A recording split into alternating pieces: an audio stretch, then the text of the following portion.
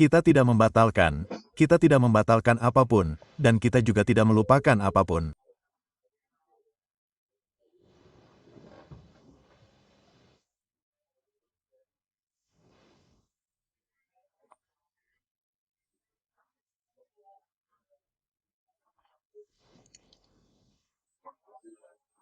Namun kita menggantinya dengan yang lebih baik atau yang serupa.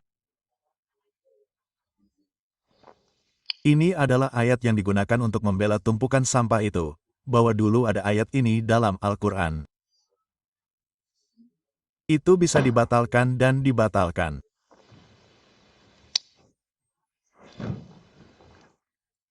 Jadi ya, sebuah ayat yang turun dari Allah seperti hukum sabat dapat dibatalkan, dapat dibatalkan.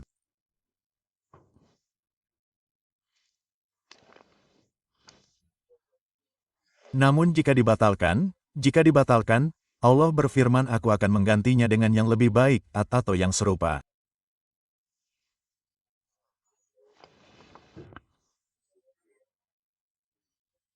Namun sebelum kita melanjutkan ke pokok bahasan kita, apa hukum-hukuman bagi mereka yang melakukan hubungan seksual secara ilegal?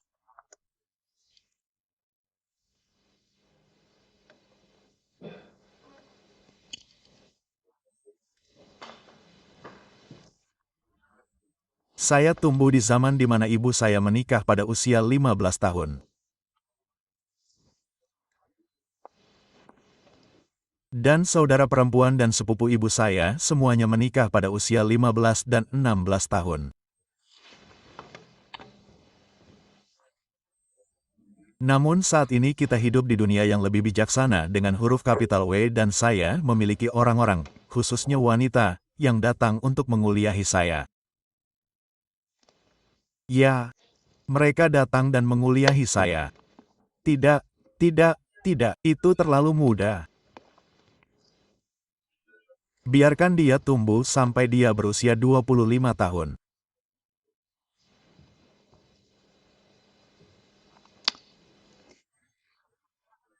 Jadi kemarin kita hidup di dunia di mana seorang gadis biasanya masih perawan ketika dia menikah.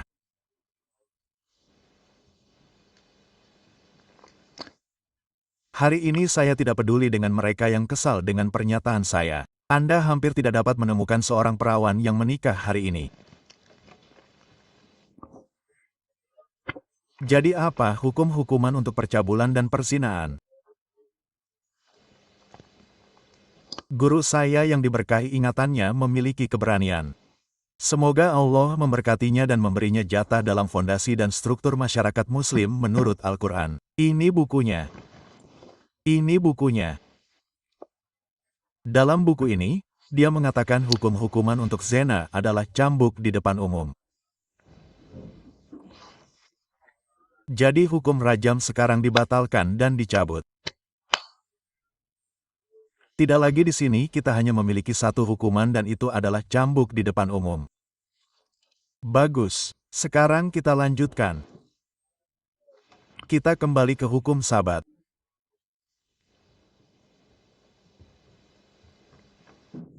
Apakah kita memiliki hukum sabat?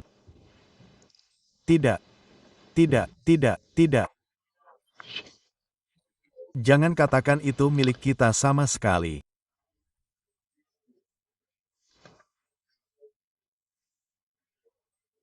Bukan karena Jumat adalah hari ke-6 dalam seminggu dan hari Sabat adalah hari ke-7.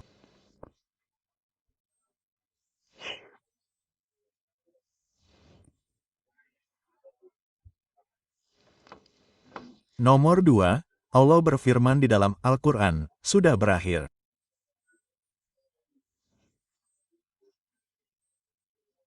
Kembalilah bekerja. Kembalilah bekerja. Petik 2. Jadi, ini bukan hari Sabat kita. Lupakan itu. Jadi, sekarang pertanyaannya.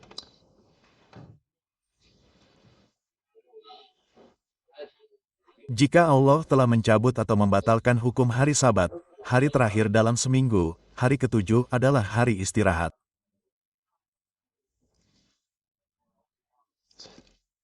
Hari Raya dan Salat. Jika kita tidak memilikinya, maka Allah berfirman, Aku selalu menggantinya dengan yang lebih baik atau yang serupa. Pertanyaannya, di mana penggantinya?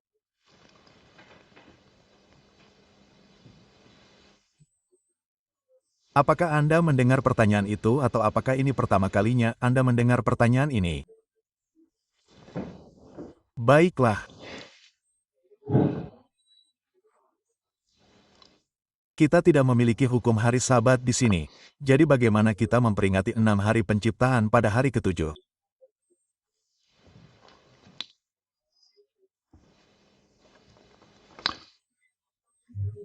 Bagi Anda yang telah membaca Al-Quran dan bulan pasti sudah tahu apa jawaban saya. Katakan padaku, angkat tangan Anda jika Anda membaca Al-Quran di bulan. Saya tidak dapat melihat ada tangan yang terangkat. Ya ampun, saya kecewa.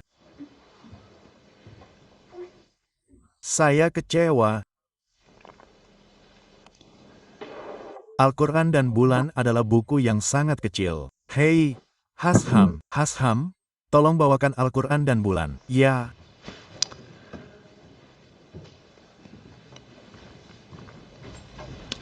saya kecewa malam ini. Saya tidak bisa makan malam-malam ini. Ini desain sampul lama, tetapi kami punya desain sampul baru. Saya sama sekali tidak menyukai desain sampul ini. Al-Quran dan bulan, lihat betapa kecilnya. Ini mungkin bisa dibilang buku terpenting yang pernah saya tulis. Jadi, silakan baca buku ini. Jika Anda membaca buku ini, Anda akan tahu apa jawaban saya atas pertanyaan tersebut. Apa yang telah Allah berikan kepada kita untuk menggantikan hukum Sabat? Baiklah, sekarang kita tinggalkan minggu itu dan kita beralih ke hari itu.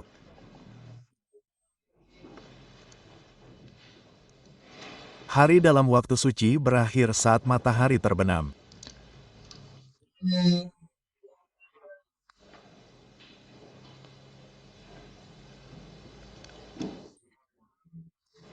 Dan ketika satu hari berakhir, hari baru dimulai.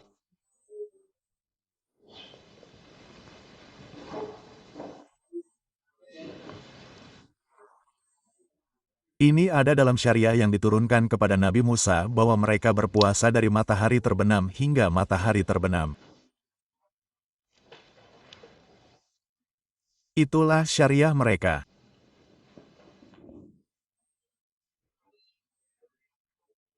Jadi hukum suci, waktu suci dalam syariah itu mengakui matahari terbenam sebagai waktu ketika hari berakhir dan hari baru dimulai.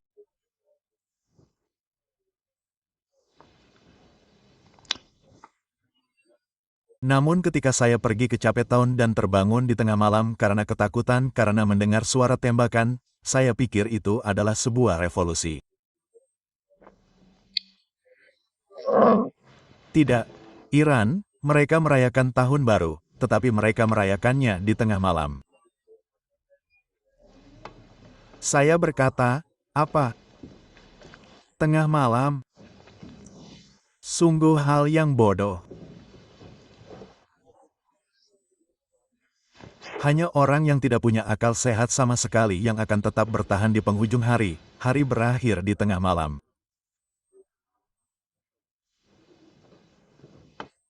Sedangkan di waktu suci, hari berakhir saat matahari terbenam. Dan lihatlah langit ketika hari mulai siang untuk memeluk malam.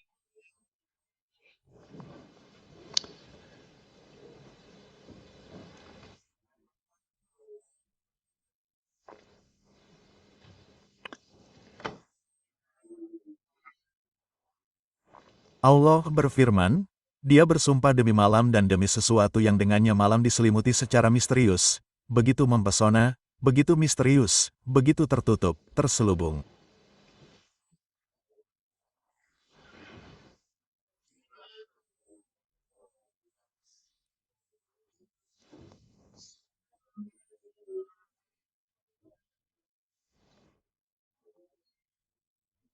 Dan Dia bersumpah demi siang, tidak ada yang tertutup, semuanya terbuka dan semuanya terang.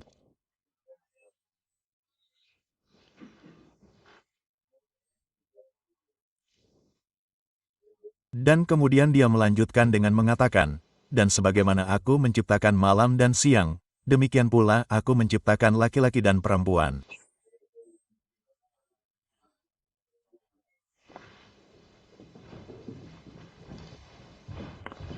Dan begitu pula dengan malam dan siang yang saling tertarik.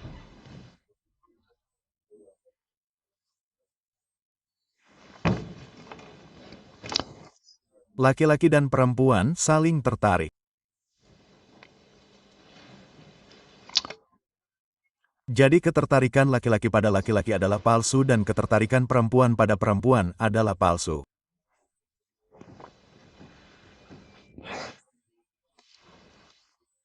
Jadi ketika hari mendekati malam saat matahari terbenam, lihatlah langit. Kerusuhan warna-warni, kegembiraan, dan bola api terjun ke laut. Itulah matahari terbenam. Begitulah ketertarikan laki-laki pada perempuan. Dan mereka datang kepadaku dengan omong kosong palsu ini, yaitu tengah malam. Siapa yang akan menerima itu? Tidak, Iran bukanlah sebuah revolusi. Itu bukan suara tembakan. Mereka merayakan tahun baru. Apakah ini akan pernah menerima omong kosong itu?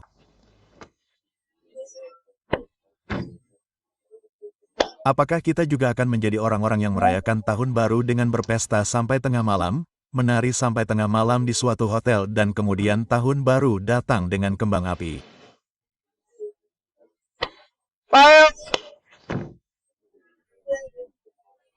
Apakah kita akan pernah bergabung dalam sampah itu dan mengkhianati kebenaran suci dengan kerusuhan warna di langit saat matahari terbenam?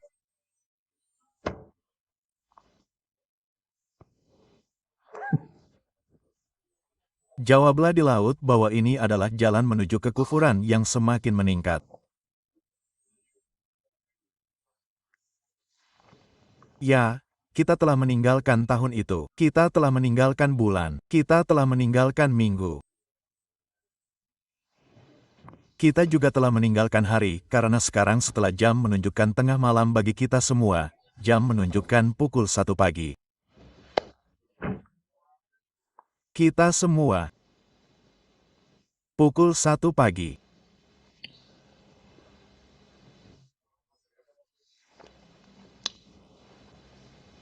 Jadi ini lebih kafir dan saya belum selesai karena Nabi kita berkata dan saya belum selesai dengan penelitian saya tentang bagian subjek ini.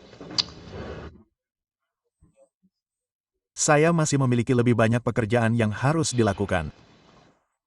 Masih banyak ayat Al-Quran yang belum saya sentuh tentang subjek ini.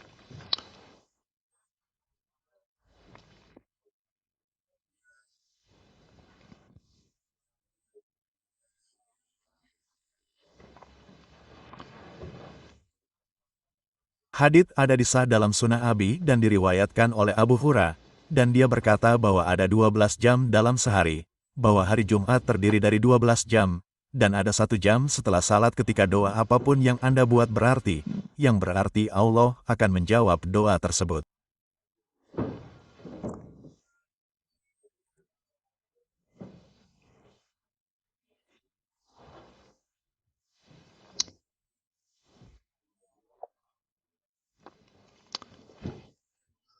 Pandangan saya, dan Anda tidak boleh menerima pandangan saya, kecuali Anda yakin saya benar, Anda harus mengerjakan pekerjaan rumah Anda juga.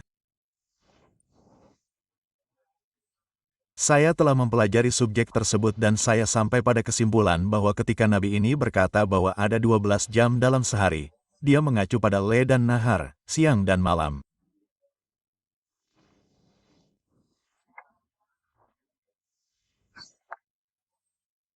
Namun ulama terkemuka yang dikenal sebagai gempa dari segala gempa, Akbar Sikh Akbar, salah satu dari sedikit yang menulis tentang masalah waktu, Sebar Moini, ia memiliki pandangan yang berbeda, dan ia berkata, tidak, ketika Hadith berbicara tentang 12 jam dalam sehari, itu mengacu pada nahar, siang hari, jadi saya berbeda dengannya.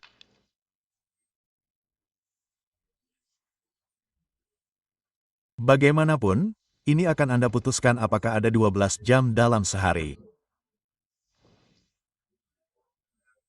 Kita menggunakan kata sekarang siang berarti siang hari berarti malam hari.